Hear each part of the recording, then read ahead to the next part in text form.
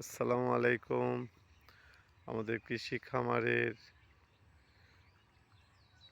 আম আম গাছ, বেশ কয়েকটি আম গাছে আম এসেছে, ধরেছে। তবে একটি গাছে প্রথমবারের মতো আম ধরেছে। দেখতে পাচ্ছেন অনেক অনেকগুলো অনেকগুলো আম দেখাচ্ছি। বেশ ভালো লাগছে আমগুলো, রূপালি জাতের আম। অনেকগুলো আম। আমাদের কৃষি খামারের আমের গাছগুলোতে